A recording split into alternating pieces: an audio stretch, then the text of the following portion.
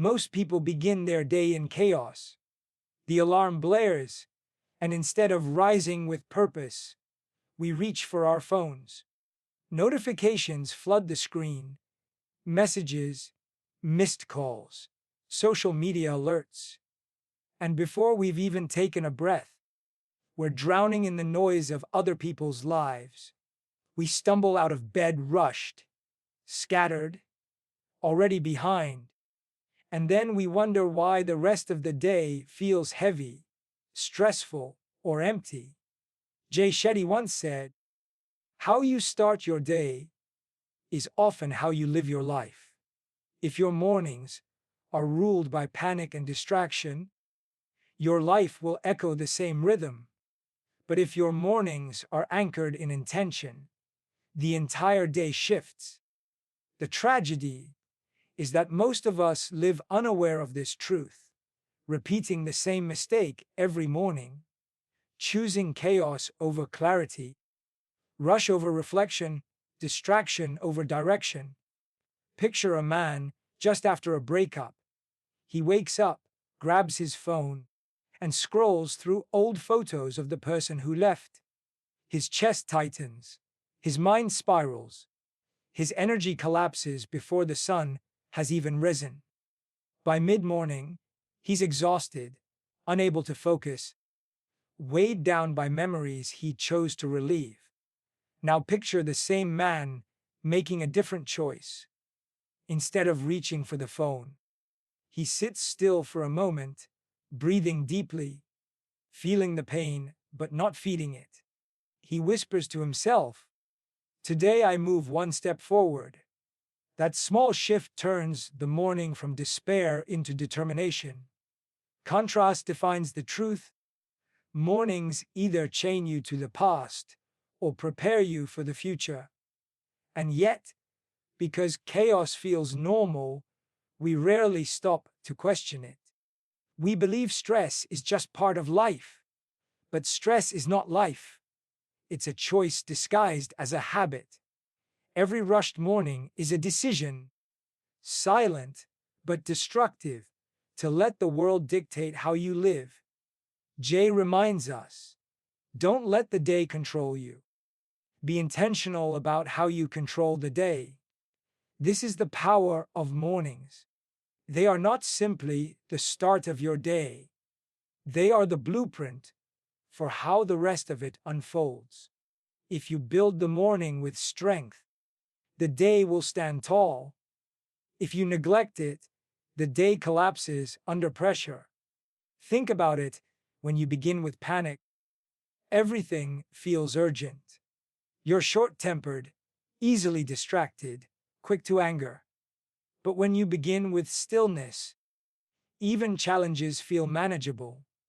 Your relationships soften, your mind clears, your heart steadies. The difference isn't the problems you face. It's the preparation you chose. Imagine two men starting their mornings. The first wakes up late, scrolls for 30 minutes, skips breakfast, and rushes to work in traffic. His nerves are shot before he arrives, and every interaction feels like a burden. The second wakes up early, spends 10 minutes in gratitude, breathes in silence, and sets his intention for the day. He faces the same traffic, the same workload, but his mind is steady. His energy carries him, instead of crushing him. Which man will build stronger relationships? Which man will live with peace? Which man will see clearly? The answer is obvious, yet most of us keep choosing the first path. Jay once said, "The first thing you do in the morning sets the tone for your entire day." It's not about grand routines or hours of rituals. It's about the small choices that anchor you before the storm of the world arrives. The emails can wait. The texts can wait. The news can wait. What cannot wait is your mind, your heart, your clarity. But here's the warning: if you don't master your mornings, Your mornings will master you, and a mastered morning leads to a mastered life.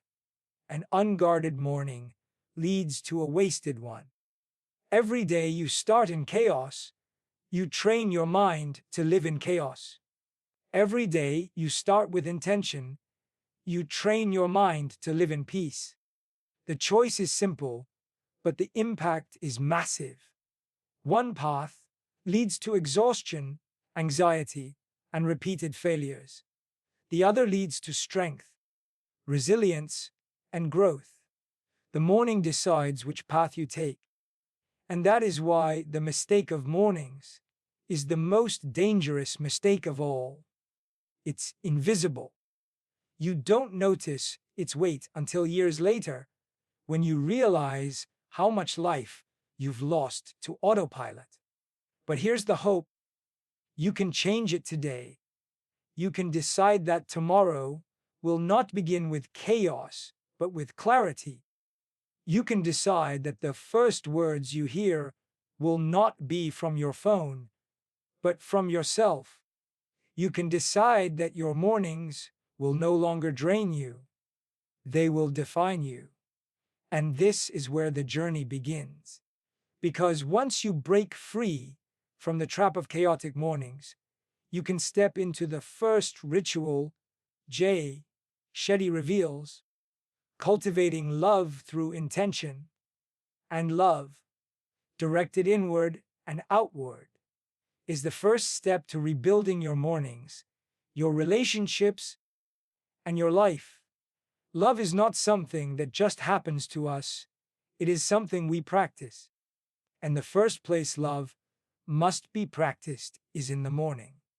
Because how you start your day is how you start your heart.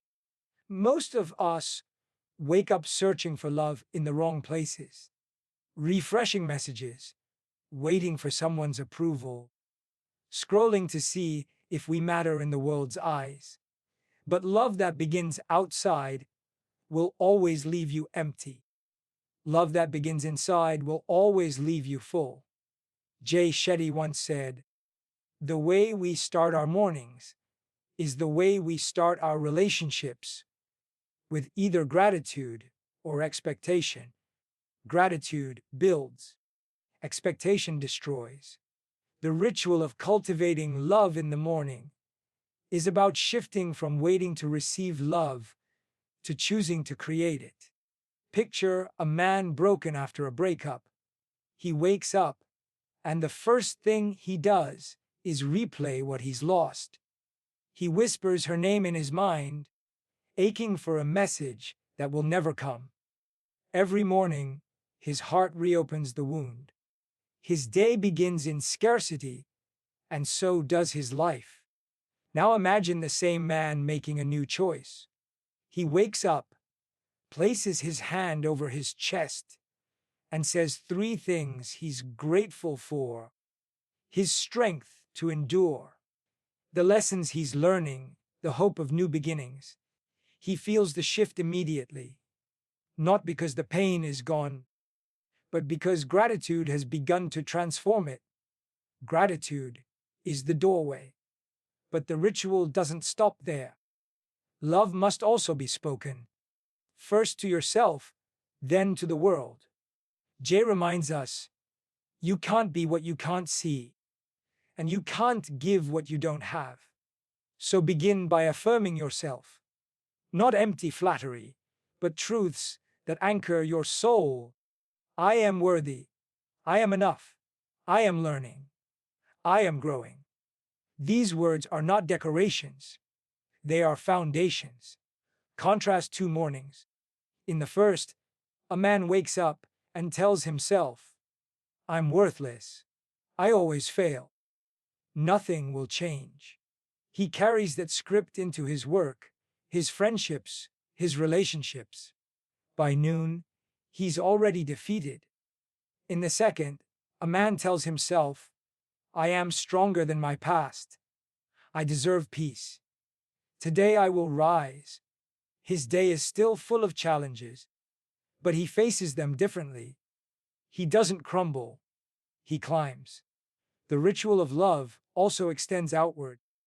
Instead of beginning the day with complaint, begin with compassion. Send a message of appreciation to someone who matters to you. Whisper a prayer of kindness for someone struggling.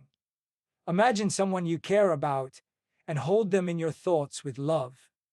Jay says, the greatest joy in life comes from giving, not receiving. And when you give love in the morning, you create an energy that multiplies throughout the day. But here's the danger. Most of us start our mornings with criticism. We wake up, and the first thing we notice is what's wrong. We complain about the weather, about traffic, about work, about our own reflection in the mirror. And when criticism begins the day, resentment follows.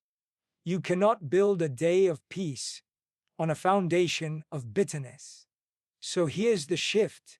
When you open your eyes, don't reach for your phone. Reach for gratitude. When you stand, don't carry complaints. Carry compassion. When you speak, don't criticize. Affirm. This is not cliché. This is strategy. It's the ritual that turns heartbreak into healing, loneliness into strength, emptiness into love.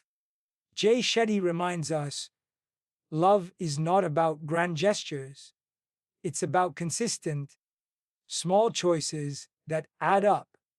Your morning ritual of love may take only 10 minutes, but those 10 minutes can shape the next 14 hours. And if you repeat them daily, they shape a lifetime. Imagine again the man recovering from failure. Yesterday, he began with despair. Today, he begins with gratitude. Tomorrow, he begins with compassion. Slowly, the mornings begin to carry him instead of crush him. His relationships shift because he no longer enters them empty. He enters them overflowing. His peace deepens because he no longer waits for love. He creates it. But here's the suspense. Love alone is not enough. You can fill your mornings with gratitude, affirmations, and compassion, and still feel overwhelmed when the world's noise hits you. Because even love needs protection, even love needs an anchor. And that anchor is peace. Without peace, love becomes scattered. Without peace, clarity never arrives.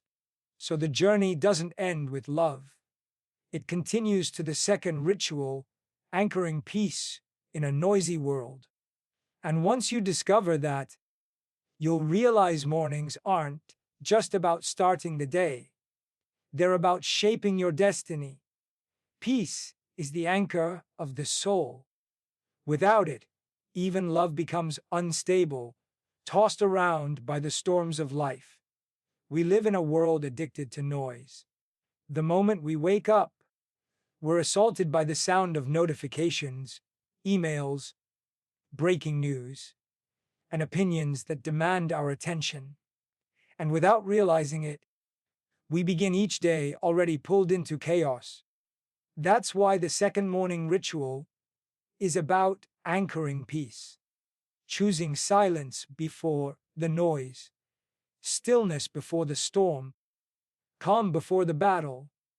Shetty once said, the more still you are, the more you can hear your own voice instead of the world's.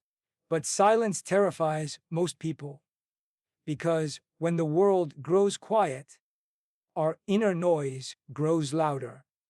We hear the doubts we've buried, the heartbreak we've avoided, the pain we've ignored.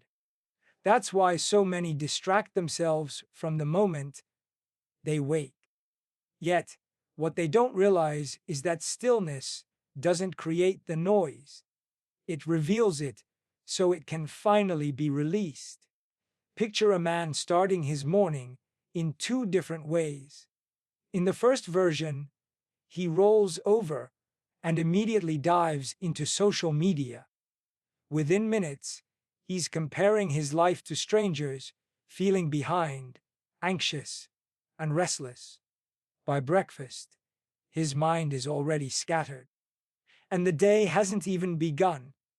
In the second version, the same man wakes, sits quietly for 10 minutes, and breathes deeply. At first, his mind races, but slowly, his breath steadies, his heart softens, and clarity begins to rise. By breakfast, he feels grounded, calm, and present.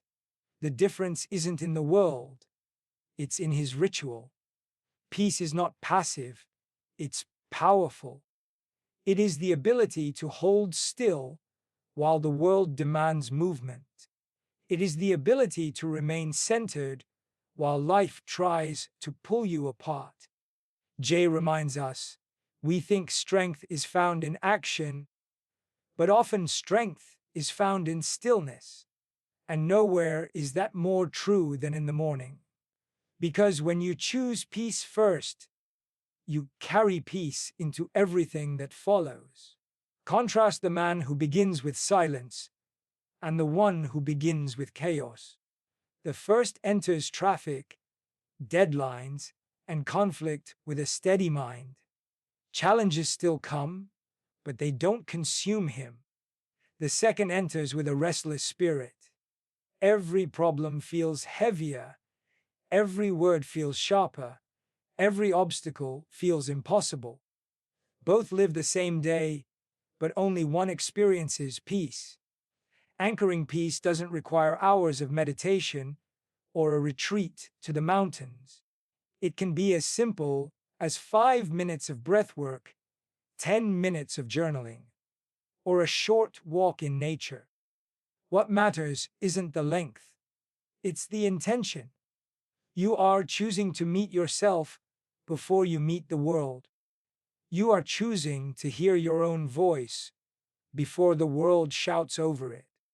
You are choosing to protect your energy before others spend it for you.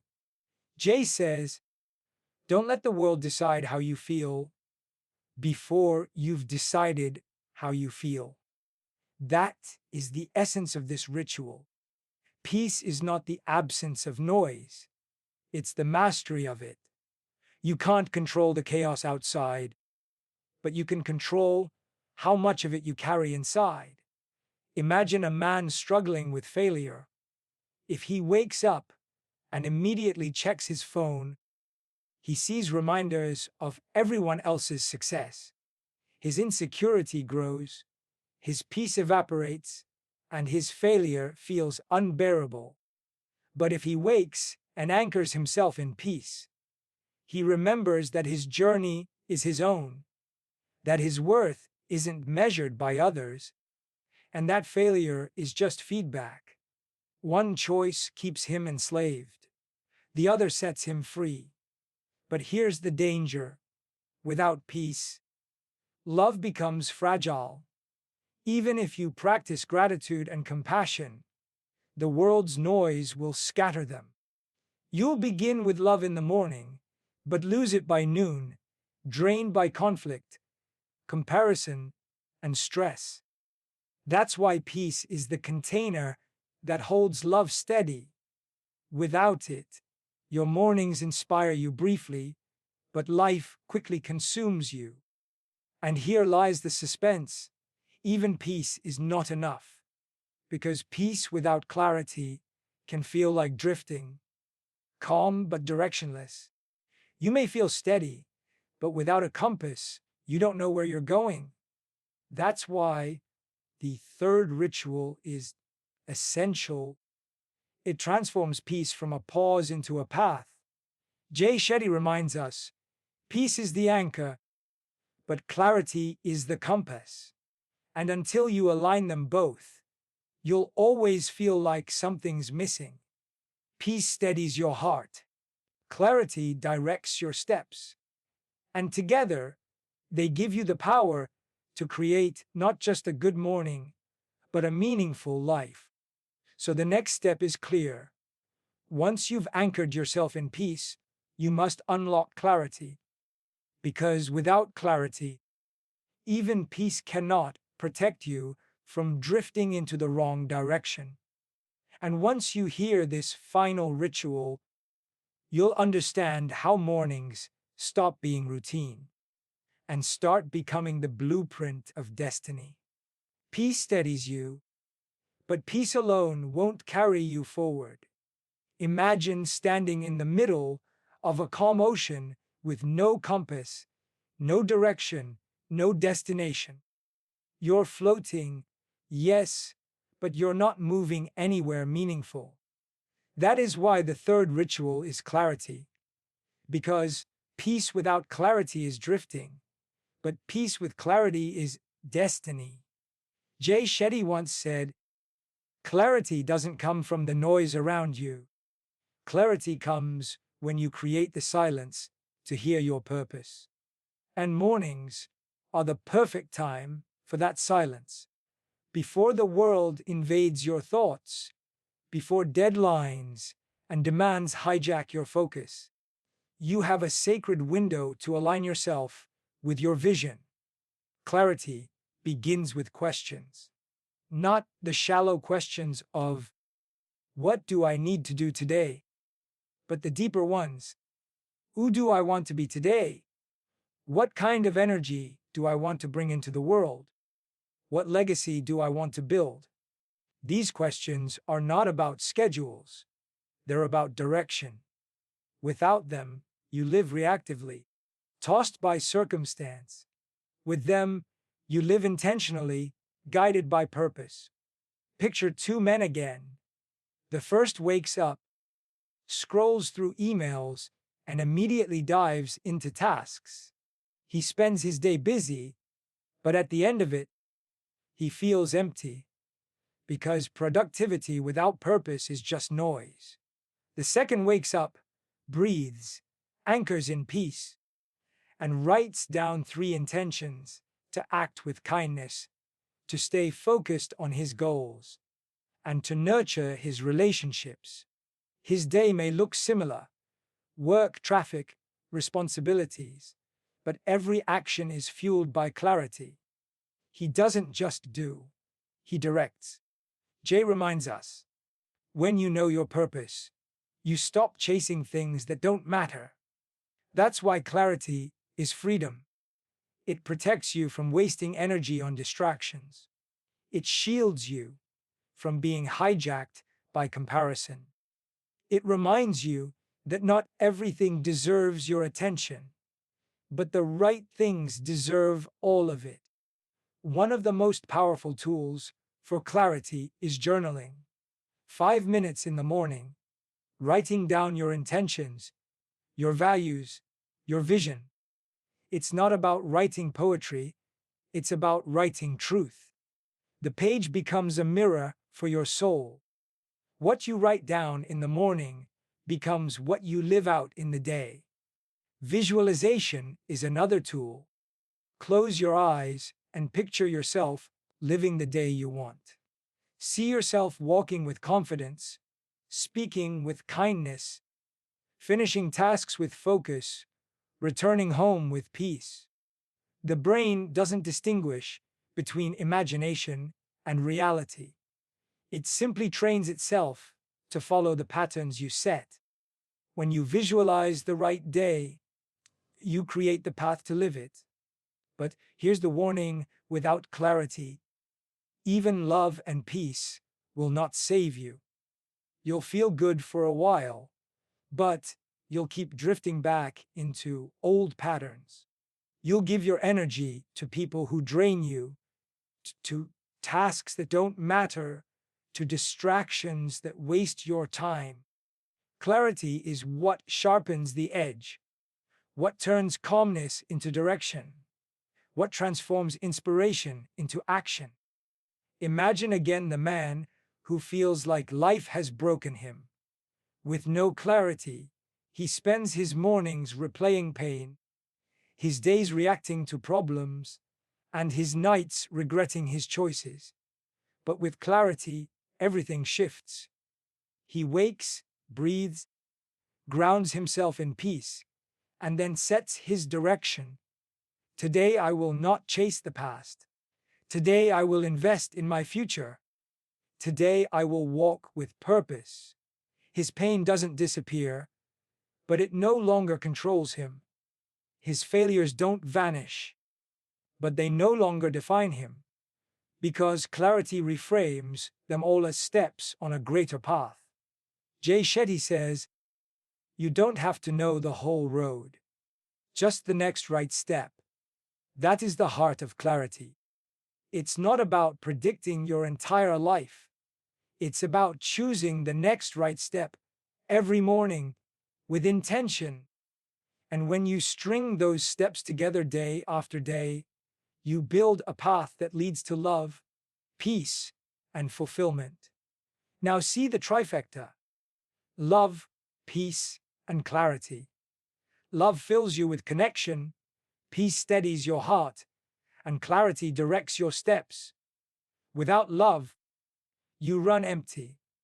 Without peace, you run restless. Without clarity, you run aimless.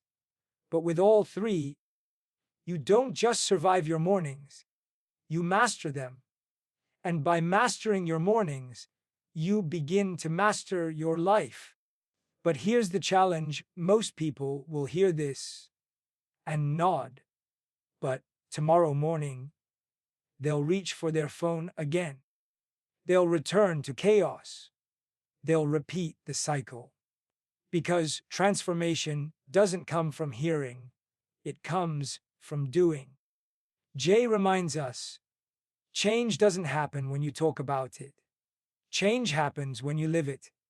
So the choice is in your hands. Tomorrow morning, will you open your eyes and surrender to chaos? Or will you claim the first hour as your own, filling it with love, anchoring it with peace, and guiding it with clarity? That single choice will decide the quality of your relationships, the strength of your mind, and the direction of your destiny. And here's the suspense that should stay with you. If you don't master your mornings, you don't just lose your mornings, you lose your life in pieces, one distracted day at a time. But if you dare to embrace these rituals, your mornings will no longer drain you. They will define you.